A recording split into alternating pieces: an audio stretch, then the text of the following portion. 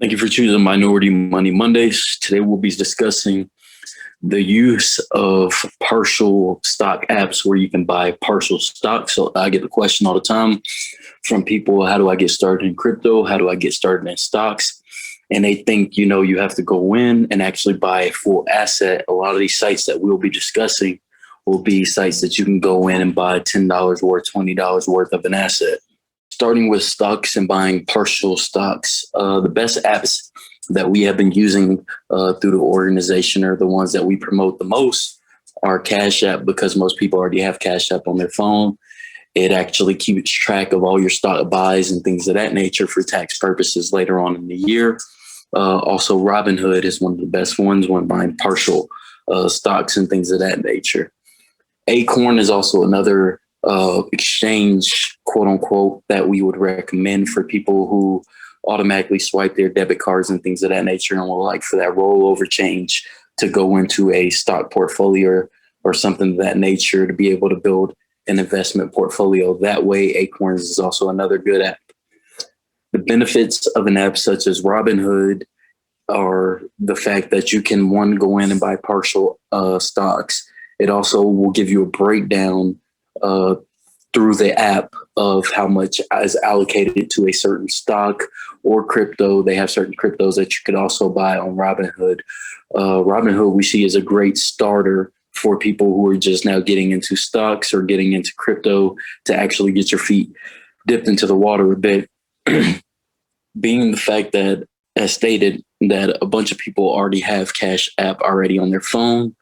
Cash App was one of the first applications or exchanges I actually used myself when it came to trading stocks and even buying Bitcoin. You can buy Bitcoin now directly in partial increments on Cash App, which I highly recommend Cash App also as a beginner exchange as far as learning kind of how the stock market works. Being able to take a little bit of change you may have left over from a purchase or something and, maybe buying the stock and see how it does. That's a great way to learn a lot of the stocks that we do discuss through the organization and things of that nature. When it comes to stocks, I know there's a lot of talk about options, which when you're looking more towards doing option trading, we also recommend the Robinhood for beginner option learners. But with options, there's a higher risk reward ratio versus trading normal stocks. But at the same time, if you are wrong on your options that you do choose on your stocks and things of that nature, you could lose a lot more money than just doing a traditional stock trade. Through the organization, we don't promote option trading as much. It is a lot riskier field for people, but for those who are a little bit more informed in trading and have learned kind of the basics of trading stocks, options is like a step up. Also, with the trading of our stocks, we normally get the question of, how long should I be holding a stock? How long should I be holding a crypto? When investing across the board, you also want to set yourself a timetable on each asset on how long you're willing to hold it until its maturity. Normally with stocks, we're looking at a 5 to 10 year window period. More so with crypto, we're looking at a 3 to 5 year period on those assets maturing. Switching over to crypto today, we kind of want to talk a bit on stable coins and their usage.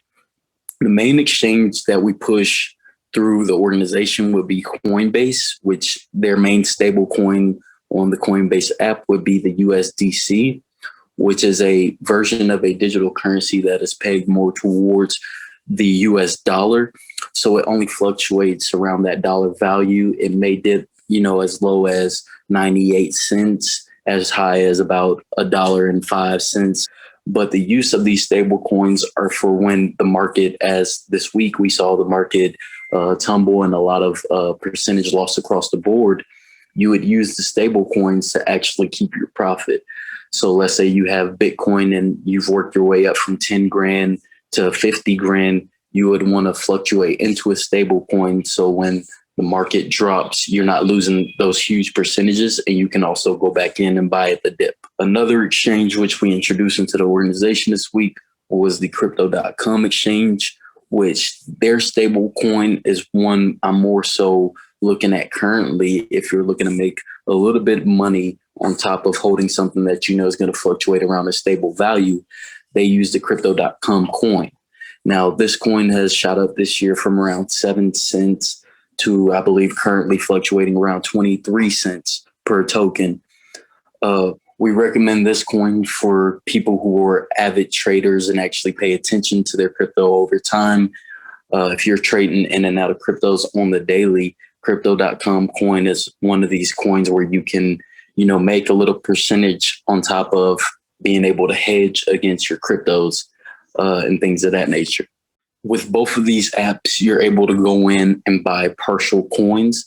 So for those of our members who are like, oh, I don't have 50 grand, 55 grand to go ahead and buy a full Bitcoin, with these two apps, you don't have to go in and buy a full crypto of any sort, which allows for people who may not have that full capital to go in and get a full Bitcoin, a full Ethereum, to be able to get their foot into the crypto market by buying a partial crypto. Our goal overall as an organization is to get people to start learning the investment world by not having to have someone else manage your money for you, but learning to manage your own money yourself, which is huge. I think going forward into the future, you'll see a lot more individuals that actually have their own portfolio and manage their own investment portfolios, especially when we're looking down the road for the younger generations at if Social Security will still be there, if IRAs will still be handled the same. Our push is for a lot of people to actually learn investing themselves, whether they have an additional IRA on the side or an additional savings account on the side. These are ways that you can have your money, gaining interest over the year instead of sitting in a savings account and only gaining about 2.6 at best, depending on your bank per year.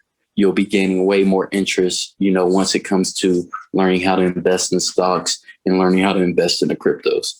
For any of our audience members or anybody who comes across our videos on our YouTube page who would like to join us inside the Facebook group, we keep a little bit more updated over the week through the group. We put out a little bit more postings and things of that such towards investment opportunities and opportunities period within the space that would allow people to actually gain interest on their money over a week period. So if you would like to join us on the Facebook page for a little bit more updates towards what we're doing on the daily, for anyone who's looking for more information and actually investing any info on certain assets that are business use case assets going into the future, that would be good to get a position in now.